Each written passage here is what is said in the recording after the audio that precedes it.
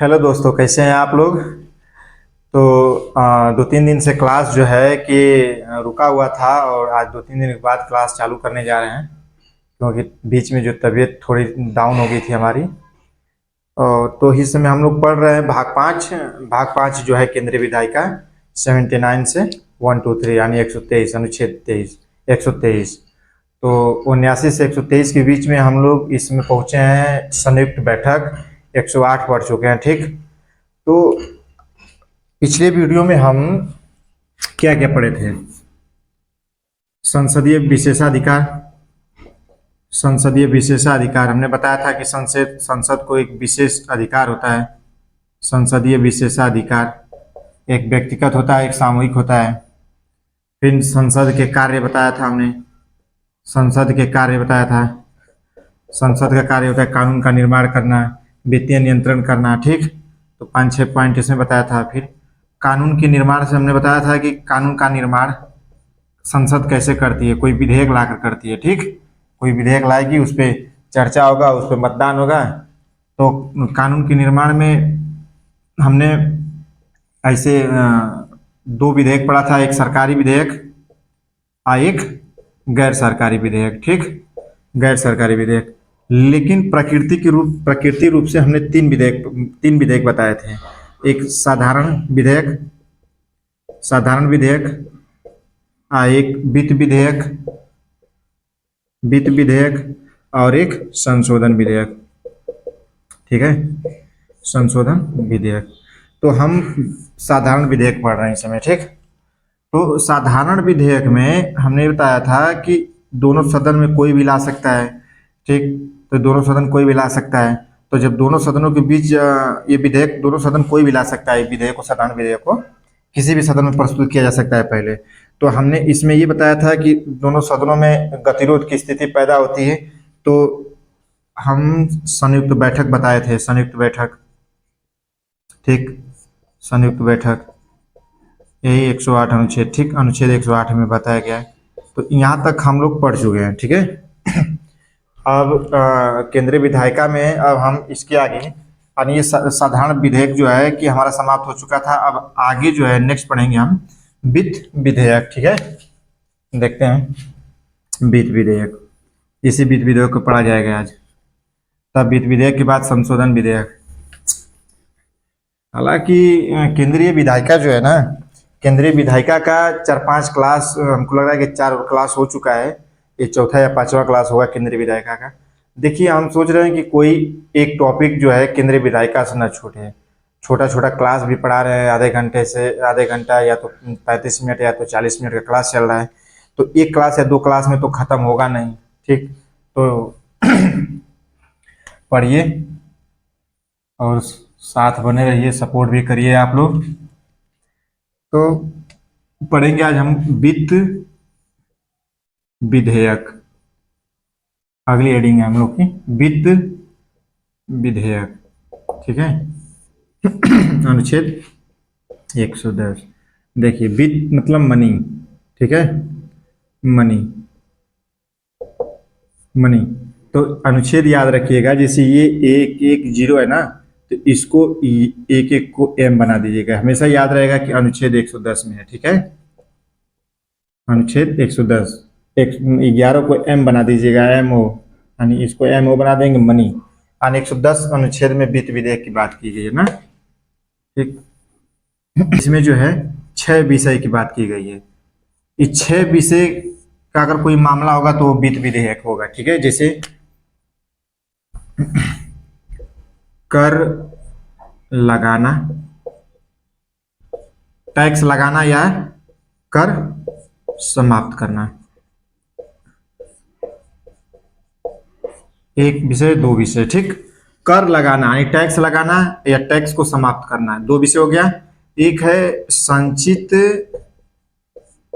निधि में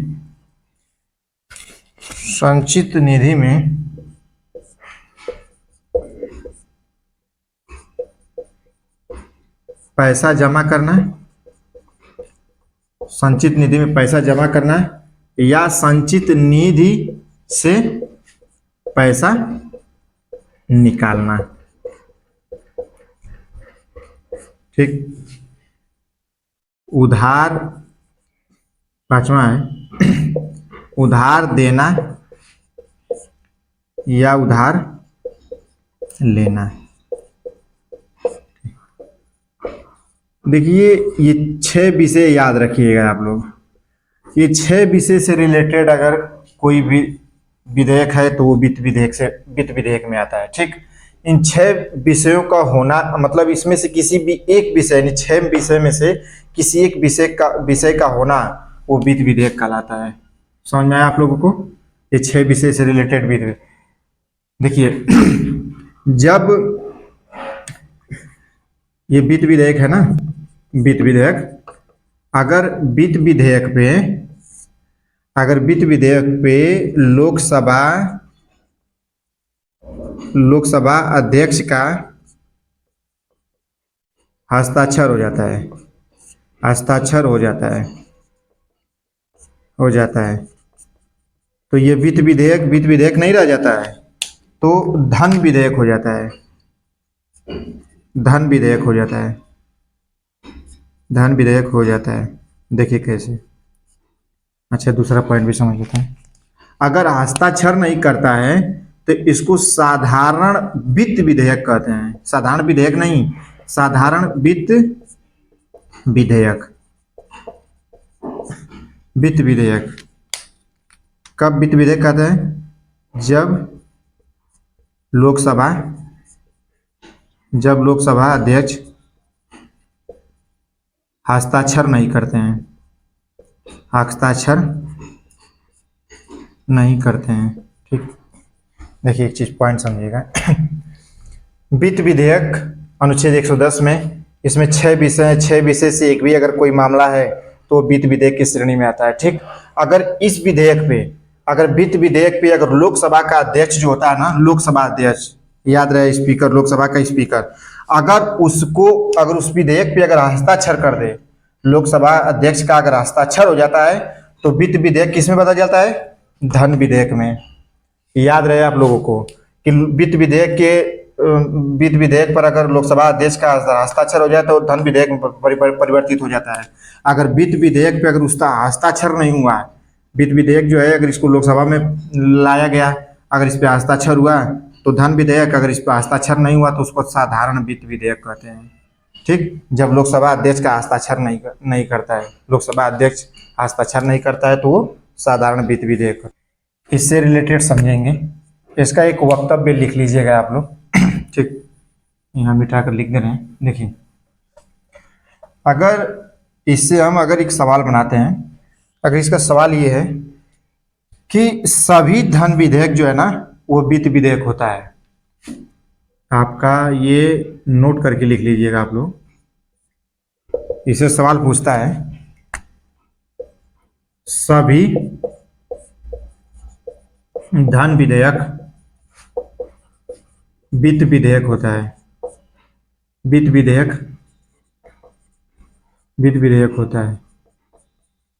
सभी वित्त विधेयक धन विधेयक नहीं होता है। ध्यान से समझिए इधर। देखिए वित्त विधेयक से निकल कर ही धन विधेयक आया है, यानी इससे जब निकल के आया है तो यानी पूरा का पूरा धन विधेयक जो है वो वित्त विधेयक कहलाता है। लेकिन पूरा का पूरा धन विधेयक वित्त विधेयक नहीं होगा, क्योंकि कुछ साधारण वित्त विधेयक भी हो जाते हैं। समझ रहे बात को ना? सभी धन विधेयक वित्त विधेयक होता है, यानी सभी धन विधेयक जो होंगे वो वित्त विधेयक होंगे, लेकिन सभी वित्त विधेयक धन विधेयक नहीं होंगे, क्योंकि कुछ साधारण विधेयक भी होते हैं। ठीक। याद आया ना? सभी धन विधेयक वित्त विधेयक होता है। इससे ये सवाल याद रखिएगा कि सभी धन विधेयक वित्त विधेयक होता है और सभी वित्त विधेयक धन विधेयक नहीं होता है, कुछ साधारण वित्त विधेयक होते हैं। ठीक है। तो हमने वित्त विधेयक के बारे में क्या बताया? वित्त विधेयक जो है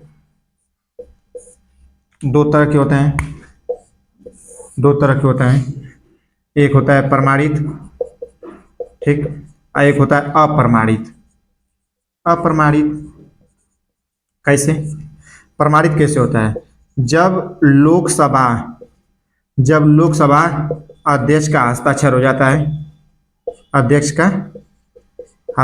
जाता है, तो प्रमाणित हो जाता है। तब ये वित्त विधेयक से क्या हो जाता है? धन विधेयक हो जाता है। ठीक, धन विधेयक हो जाता है, यानी वित्त विधेयक का एक हिस्सा धन विधेयक, यानी सब धन विधेयक जो होता है वो वित्त विधेयक। अप्रमाणित, यानी जब लोकसभा अध्यक्ष का हस्ताक्षर नहीं होता है तो ये अप्रमाणित इसे कहते हैं, यानी ये क्या होता है, तब ये क्या बन जाता है, साधारण वित्त विधेयक। साधारण वित्त विधेयक। ठीक, अब दोनों के बारे में पढ़ते हैं। थोड़ी तबीयत डाउन है यार, बोल नहीं पा रहे हैं तेज।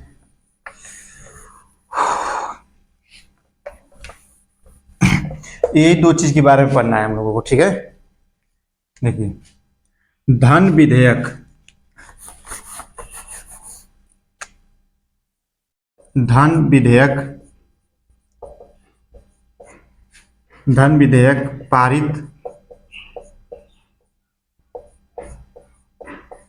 पारित करने की प्रक्रिया। देखिए, धन विधेयक को पारित कैसे किया जाता है। ठीक, धन विधेयक क्या है, वित्त विधेयक है। ठीक है।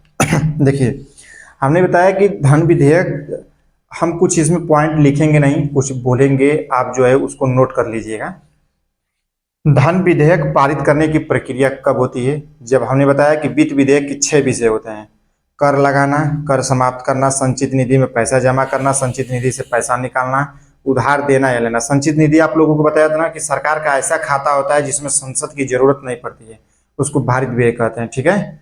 संचित निधि वो होता है कि जिसमें संसद की इजाजत के बगैर उसमें से, जैसे क्या है कि जो संवैधानिक पद पे जो बैठे होते हैं ना, उनको संसद का दबाव उनके ऊपर नहीं रहता है कि नहीं आप ये काम करिए नहीं तो आपका सैलरी काट लिया जाएगा, ऐसा कुछ नहीं है।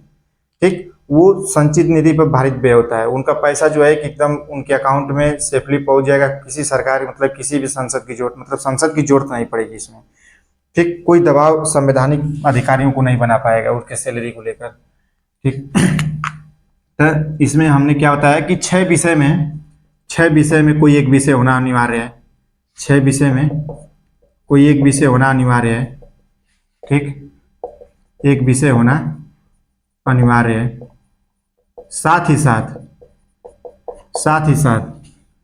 स्पीकर का हस्ताक्षर भी होना अनिवार्य, यानी लोकसभा अध्यक्ष, स्पीकर का हस्ताक्षर, साथ ही साथ स्पीकर का हस्ताक्षर होना अनिवार्य है। अगर हस्ताक्षर नहीं होगा तो क्या हो जाएगा, साधारण वित्त विधेयक हो जाएगा। ठीक है, होना अनिवार्य है।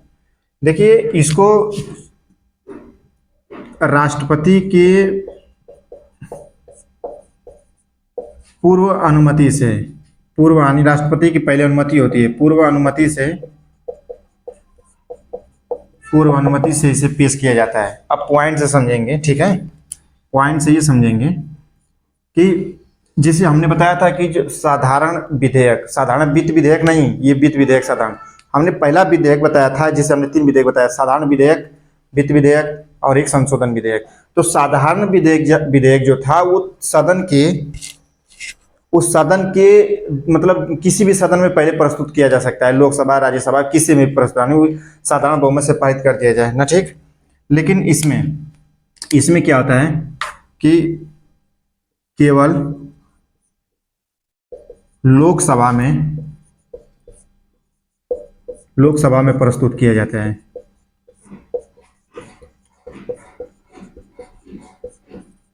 लोकसभा में प्रस्तुत किया जाता है, ध्यान से समझिएगा इसे। धन विधेयक जो है कि लोकसभा में प्रस्तुत किया जाता है, इसे राज्यसभा में पहले प्रस्तुत नहीं किया जाएगा, इसका केवल अधिकार सिर्फ लोकसभा पे है। ठीक, लोकसभा जो है इसे साधारण बहुमत से पारित करेगा, साधारण बहुमत से पारित करता है, साधारण बहुमत से पारित करता है। ठीक, पारित करने के बाद क्या करेगा ये कि राज्यसभा को भेजेगा, राज्यसभा को भेजेगा। ठीक, राज्यसभा जो है इसे 14 दिन के भीतर इसे लोकसभा को लौटाना पड़ेगा, 14 दिन के भीतर इसे लोकसभा को लौटाना पड़ेगा। देखिए कहने का मतलब क्या है, ठीक। अगर इसमें कोई संशोधन भी कर दे, अगर इसमें अगर इसमें कोई संशोधन भी कर दे, इसमें कोई का मतलब कि राज्यसभा, इसमें राज्यसभा संशोधन भी कर दे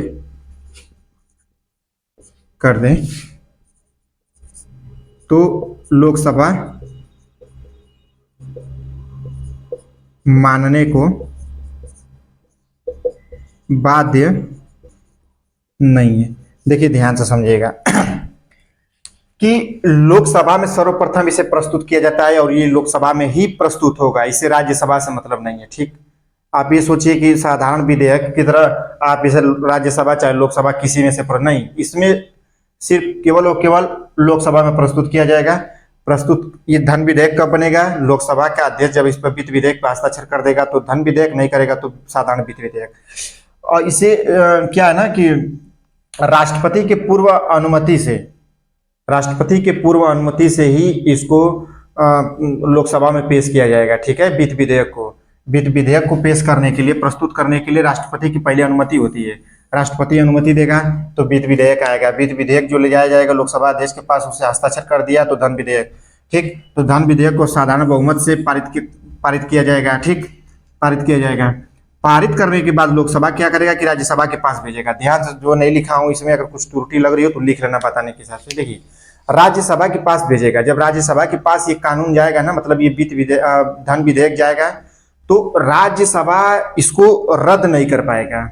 ध्यान से सुनिएगा, साधारण विधेयक को तो रद्द कर देता था, हमने इसके पहले जो साधारण विधेयक पढ़ा था उसको क्या करेगा, इनकार कर सकता है, उसमें ऐसा संशोधन कर सकता है जिससे पहला सदन मानने को तैयार ही नहीं है, तो उसमें तरह तरह के गतिरोध पैदा हो जाते थे, तो उसके लिए संयुक्त बैठक होती थी, ठीक। तो इसमें क्या है कि राज्यसभा जो है चाहे उसमें संशोधन करे चाहे ना करे, कोई लोकसभा को कोई फर्क नहीं पड़ेगा, ठीक। वो एक प्रक्रिया होती है, भेज दे उन लोगों के पास, वो लोग पढ़ ले भाई कानून क्या है, वो लोग जान ले धन विधेयक से रिलेटेड, वो क्या करेंगे, बस जानेंगे और हाथ पे हाथ रख के बैठे रहेंगे, उससे कोई मतलब नहीं है। तो राज्यसभा क्या करता है कि कानून को केवल और केवल 14 दिन अपने पास रखता है, ठीक है। 14 दिन, अगर 14 दिन के पहले लौटा देगा तो ठीक, नहीं लौटाएगा तो 14 दिन के बाद ये ऑटोमेटिक लोकसभा के मतलब लोकसभा के क्या बोलते हैं कि टेबल पे ऑटोमेटिक पहुंच जाएगा ये, ठीक है। इसको बाध्य कर देगा भेजने के लिए, यानी 14 दिन से ज्यादा ये नहीं रख सकता है। अगर बाई चांस अगर राज्यसभा इसमें कुछ कहे कि संशोधन कर दे, तो देखिए संशोधन कर सकता है, राज्यसभा करेगा, लेकिन उसकी विनती होगी, लोकसभा से कहेगा कि आप ऐसा कर सकते हैं, सुझाव सलाह दे सकता है उसमें संशोधन करके, तो लोकसभा मानने को तैयार हो गया तो ठीक है, नहीं मानने को तैयार हुआ तो राज्यसभा उस पर दबाव नहीं बना पाएगा। आप बात समझ रहे हैं ना, कि अगर राज्यसभा जो है अगर संशोधन कर भी दे तो ये समझिए कि इसका विनती होगा कि रहने दीजिए, कोई दिक्कत नहीं है, ऐसे नहीं, इसको ऐसे बना दीजिए, तो लोकसभा को लगा कि नहीं जाने दीजिए, इनके सुझाव ठीक ठाक है, तो लोकसभा मान जाएगा। लेकिन अगर ये सोचे कि जबरदस्ती किसी उस कानून पे जबरदस्ती संशोधन करके या जबरदस्ती मनवाए तो नहीं होगा, ठीक। तो इसलिए गतिरोध इसमें पैदा नहीं होता है, क्योंकि इसमें जो है ना, लोकसभा जो है ना, धन विधेयक में क्या है, डिक्टेटर है। डिक्टेटर का मतलब तानाशाह है। धन विधेयक के मामले में ये तानाशाह है, तो जब तानाशाह ये है तो इससे गतिरोध की कोई बातें नहीं हो रही है। जब गतिरोध नहीं होगा तो इसमें संयुक्त बैठक का कोई उल्लेख ही नहीं है। तो सवाल ये है कि क्या धन विधेयक पर संयुक्त बैठक हो सकती है, तो भाई इसमें जब लोकसभा डिक्टेटर है, तानाशाह है, तो इसमें कौन सा गतिरोध पैदा हो रहा है। हमने ये बताया कि राज्यसभा जो है बस अपना विचार दे सकता है, संशोधन करके थोड़ी बहुत रिक्वेस्ट कर सकता है, माना तो माना, नहीं माना तो लोकसभा तो राजा है इस पे, ठीक। तो ये हुआ इसमें। अब क्या हुआ कि 14 दिन के बाद, 14 दिन के भीतर इसको लोकसभा के पास आ जाएगा, तो लोकसभा अब इसको पारित सब मतलब सब यहाँ लोकसभा से भी हो गया और राज्यसभा से हो गया, दोनों प्रक्रिया हो गई। अब ये जाएगा राष्ट्रपति के पास, ठीक। राष्ट्रपति के पास जब जाएगा तो इससे दो चीज लिख लीजिएगा। राष्ट्रपति अगर हस्ताक्षर करे तब भी ठीक, न करे तब भी ठीक। बात समझ रहे हैं, अगर राष्ट्रपति इस पर हस्ताक्षर करे तब भी ठीक, न करे तब भी ठीक, क्योंकि राष्ट्रपति भी बाध्य है हस्ताक्षर करने के लिए। न इसको, देखिए इसमें ये भी चीज याद रखिएगा कि इसको पुनर्विचार के लिए नहीं भेज सकता है वापस, ठीक। इसमें कहेगा कि नहीं पुनर्विचार के लिए, जैसे उस साधारण विधेयक में क्या कर सकता था, उसमें पुनर्विचार के लिए भेज सकता था। भाई राष्ट्रपति के पास भी पावर है, उसके पास 3 वीटो पावर, हमने बताया था कि अगर पहला बताया था कि पूर्ण वीटो पावर, पूर्ण वीटो पावर में क्या करता था कि वो कानून पे हस्ताक्षर नहीं करता था तो कानून समाप्त हो जाता था, तो उसको पूर्ण वीटो पावर था। दूसरा का था विलंबनकारी वीटो पावर, उसमें क्या होता था कि राष्ट्रपति उस पे उसको सदन के पास भेज देता था कि नहीं इस पे संशोधन करिए, कुछ दिन के लिए कानून को स्थगित कर सकता था कि कुछ दिन तक लोकसभा राज्यसभा के पास रहे, उधर थोड़ा सा राउंड करके कानून आएगा हमारे पास तो कुछ दिन जो है गैपिंग रहेगी, अब दोबारा आएगा तो उस पर राष्ट्रपति हस्ताक्षर करने के लिए बाध्य हो जाता था, ठीक। और तीसरा का क्या था कि वो अपने पॉकेट में रख लेता था, उसको जेबी वीटो पावर या पॉकेट वीटो पावर कहते थे। लेकिन यहाँ कोई पावर काम नहीं करेगा राष्ट्रपति का, याद रखिएगा कोई पावर काम नहीं करेगा, इसको जो है कि एकदम हस्ताक्षर करना ही करना है, और यहाँ तक कि ये पुनर्विचार के लिए भेज भी नहीं सकता है। तो ये धन विधेयक हो गया। अब इसमें पढ़ेंगे साधारण वित्त विधेयक।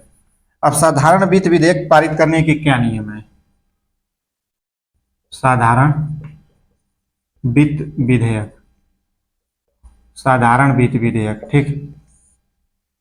ये साधारण वित्त विधेयक कब होता है, जब लोकसभा अध्यक्ष इस पर हस्ताक्षर न करे। सब प्रक्रिया साधारण विधेयक की तरह है ये भी, ठीक। ये भी क्या करेगा, सर्वप्रथम इसमें भी राष्ट्रपति की अनुमति होती है, राष्ट्रपति की अनुमति होगी,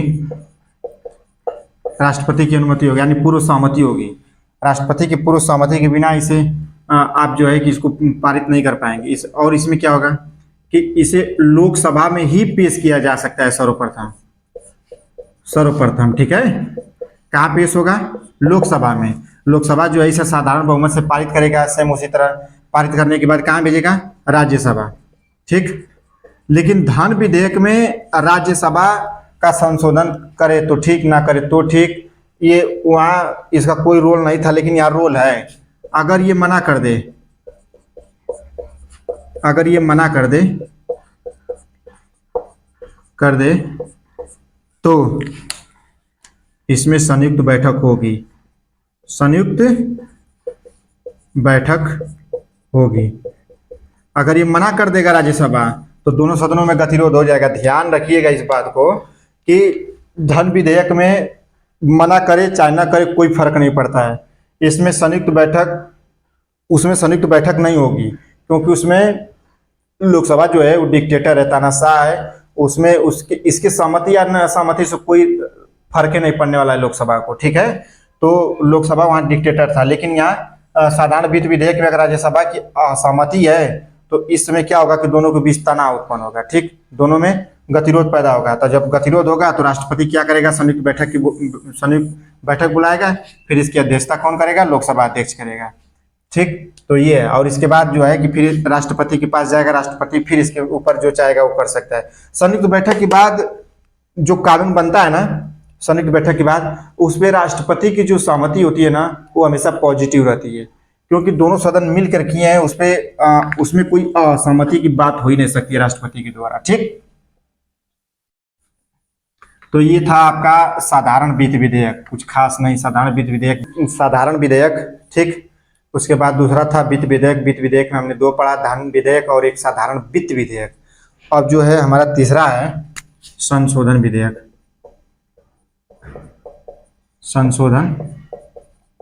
संशोधन विधेयक,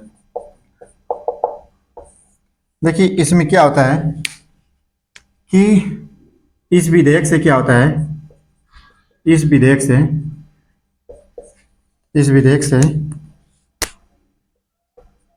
संविधान का संशोधन किया जाता है, संविधान का संशोधन किया जाता है। चल रहा है ना भाई,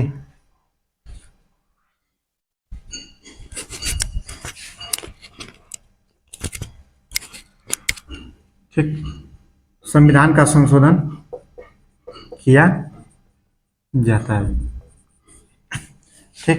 इस विधेयक से क्या होता है कि संविधान का संशोधन किया जाता है।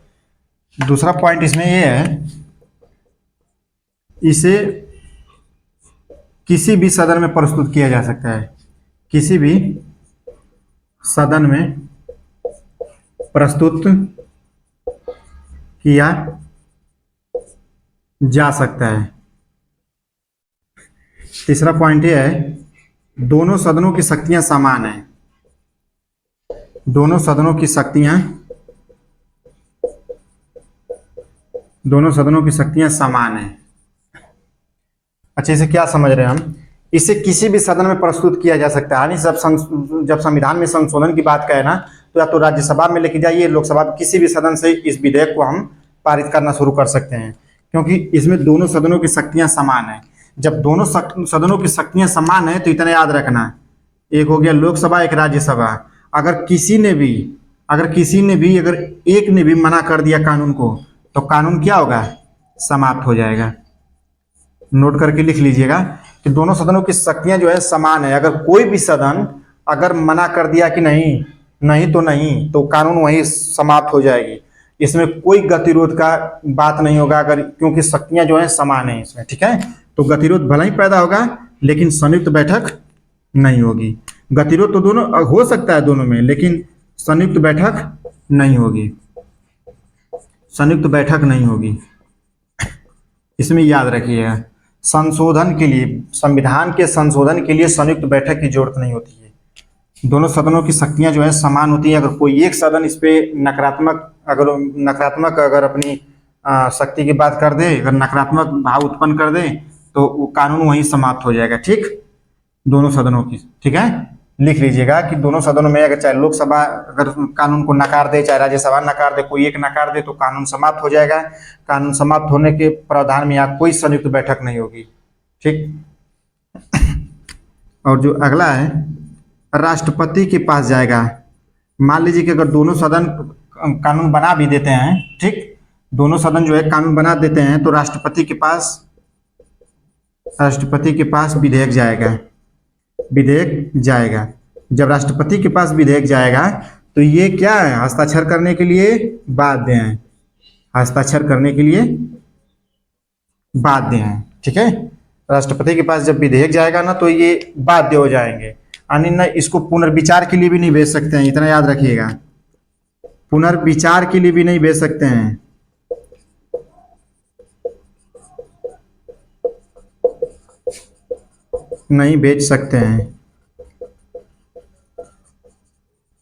पुनर्विचार के लिए भी इस पे नहीं भेज सकते हैं। ठीक, अच्छा देखिए एक चीज, जब ये दोनों सदनों में किसी भी सदन में प्रस्तुत किया जा सकता है ना, तो मान लीजिए कि लोकसभा में जाएगा चाहे राज्यसभा में, तो इसमें एक पॉइंट हमने छोड़ दिया, इसको पारित कैसे करेंगे? आज हमने साधारण विधेयक में साधारण बहुमत से, धन विधेयक में भी साधारण बहुमत से, लेकिन याद रखिएगा यहाँ इसमें विशेष बहुमत से पारित करना होगा। विशेष बहुमत से आपको बताऊंगा कि साधारण बहुमत क्या होता है, विशेष बहुमत क्या होता है, अति विशेष बहुमत क्या है, आगे चलकर आपको बताऊंगा। ठीक, विशेष बहुमत से पारित करना पड़ता है, पारित करते हैं, ठीक है, विशेष बहुमत से पारित करते हैं। तो ये था आपका संशोधन विधेयक।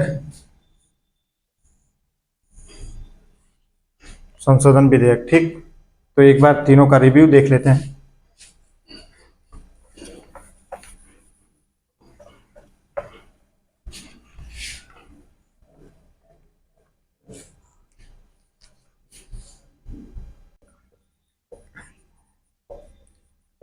विधेयक, हमने बताया था विधेयक 3 प्रकार के होते हैं।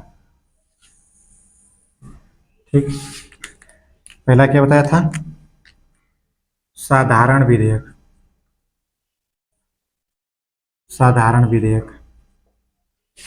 एक है वित्त विधेयक या धन विधेयक।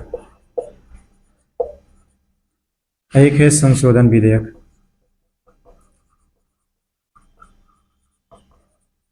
देखिए, संशोधन का अनुच्छेद जो है ना, संशोधन का, ये 368 में संशोधन से बात किया, यानी अनुच्छेद 368 जो है वो संशोधन की बात करता है। ठीक, अनुच्छेद 110 जो है वो धन विधेयक की बात करता है। समझ में आया? अब इनके बारे में पढ़ेंगे। देखिए इसमें देखिए कितनी बातें हो सकती हैं ना।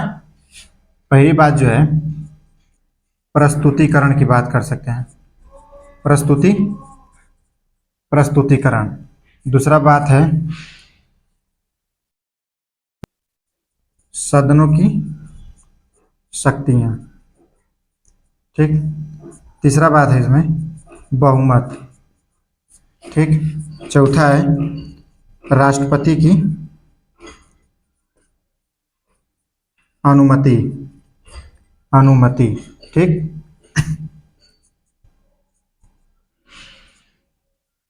पांचवा है संयुक्त बैठक और छठवां है पुनर्विचार। देखिए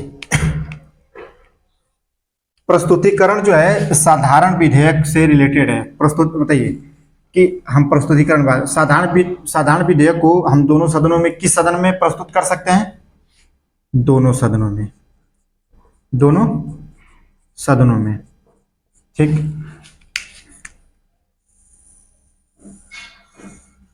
दोनों सदनों में। और यहाँ केवल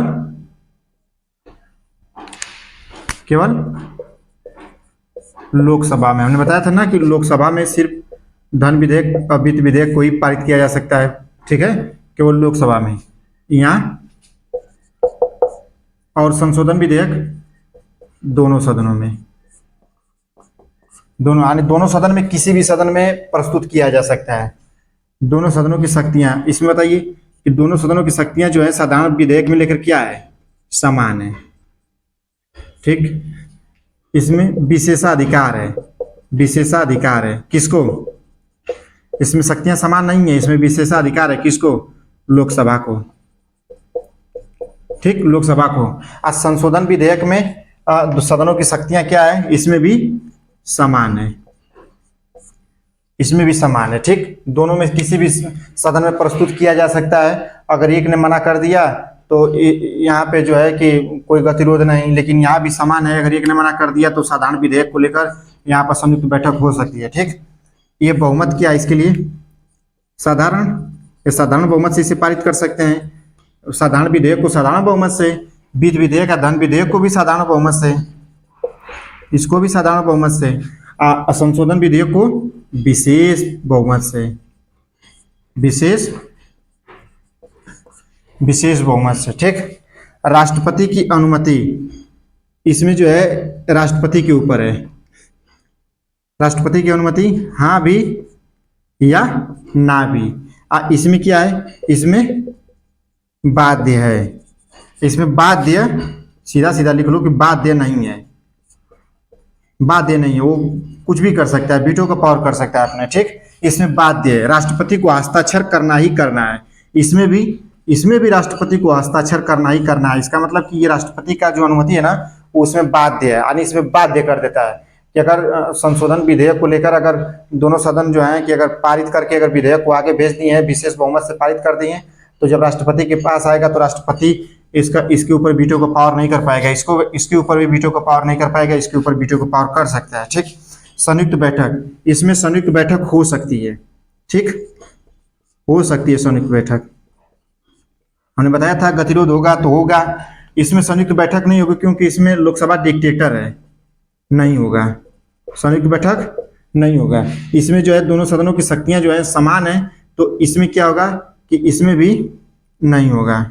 अगर एक ने मना कर दिया तो मना कर दिया, क्योंकि संविधान का संशोधन है, इसमें संयुक्त बैठक नहीं हो सकती है, नहीं हो सकती। ठीक, संयुक्त बैठक नहीं होगा संशोधन विधेयक में। पुनर्विचार के लिए यहाँ राष्ट्रपति साधारण विधेयक को पुनर्विचार के लिए भेज सकता है। ठीक, यहाँ नहीं भेज सकता है।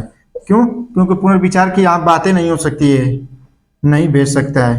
क्योंकि जब राष्ट्रपति जहाँ बात दिया है वहाँ पुनर्विचार की बातें नहीं होगी, नहीं भेज सकता है।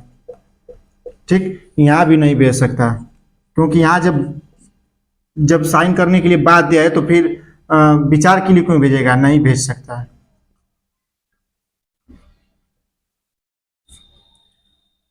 तो ये था आप लोगों का विधेयक। ठीक, तो साधारण विधेयक, वित्त विधेयक और संशोधन विधेयक। वित्त विधेयक में हमने दो विधेयक पढ़ा, धन विधेयक और साधारण वित्त विधेयक। तो ये दोनों दोनों मतलब ये तीनों विधेयक का जो है कि क्या प्रस्तुतिकरण है, क्या सदनों की शक्तियां जो है, किसमें इसके नजरिए से क्या है, बहुमत किस बहुमत से पारित कर सकते हैं, किस विधेयक को किस बहुमत से, राष्ट्रपति की अनुमति जो है तीनों विधेयक पे क्या होती है, संयुक्त बैठक होती है तीनों पे कि नहीं होती है, पुनर्विचार किया है राष्ट्रपति का तीनों विधेयक को लेकर। ठीक, तो बस आई होप आप अच्छे से समझे होंगे इस वीडियो में। थोड़ा तबीयत जो है कि 2-3 दिन से डाउन चल रही है, इसलिए तेज बोल नहीं पा रहा हूँ आज। और ठीक है, आज की क्लास में बस इतना ही। धन्यवाद।